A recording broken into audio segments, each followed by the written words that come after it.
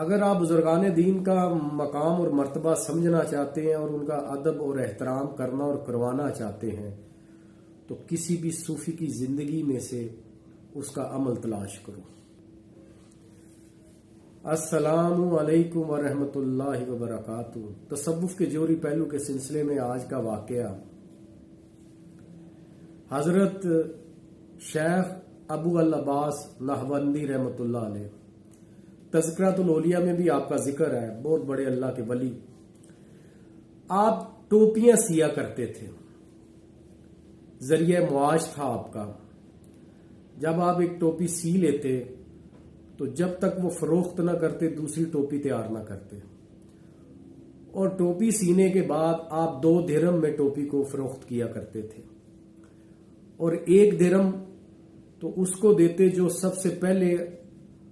آپ کی خدمت میں حاضر ہوتا، اور دوسرے درہم کی روٹی خریدنے کے بعد کسی بھی درویش مفلس کے ساتھ تنہائی میں بیٹھ کر کھانا کھاتے۔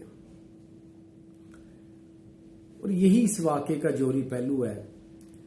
کہ یہ جتنے بھی ہمارے بزرگان دین ہوئے، اگر آپ آج ارد گرد دیکھیں تو بڑے بڑے جو اس وقت ہمارے بڑے بڑے پیر ہیں، جو دعوے دار ہیں اور بڑی بڑی گدیاں اور مجاور ہیں، گدی نشین ہیں، حالانکہ ان کا کوئی ذریعہ معاش نہیں ہے، لیکن ان کے نیچے گاڑیاں چیک کریں، ان کے گھر چیک کریں، اور ان کا وہ تخت چیک کریں جس پہ یہ برجبان ہوتے ہیں، اور ہزاروں نہیں لاکھوں کی تعداد میں لوگ جو ان کو نظر و نیاز دیتے ہیں، اور اسی سے ان کی ساری نسلیں جو ہے نا وہ پروان چڑھتی ہیں۔ لیکن اگر آپ قرآن اول کے اولیاء اللہ کو دیکھیں تو آپ کی حیرت گم ہو جائے گی۔ یقین جانیں کہ وہ حضرت ابو الحسن خرقانی رحمۃ اللہ کے متعلق مشہور ہے، حضرت جنید بغدادی رحمۃ اللہ کے متعلق مشہور ہے، یہ بڑے بڑے نام جو ہے، حضرت ابو بکر شبلی رحمۃ اللہ کے متعلق مشہور ہے، روایات بتاتی ہیں کہ یہ محنت کرتے، مزدوری کرتے، اور اس سے جو کچھ حاصل ہوتا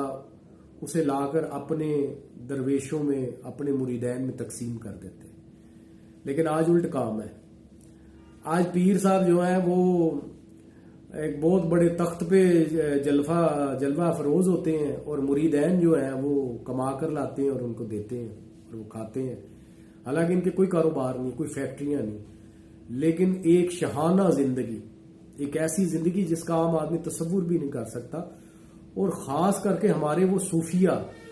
میں تو کبھی کبھی یہ سوچتا ہوں کہ اگر وہ آج صوفیہ ہوتے جو جنید بغدادی، شیخ عبد القادر جیلانی، بڑے بڑے ابو بکر شبلی، تو یہ اگر آج دیکھتے کہ یہ ہے خانقاہی سلسلے اور یہ پیروں کے ٹھاٹ باٹ، تو وہ ویسی توبہ کر جاتے، پھر توبہ کر جاتے۔ تو آپ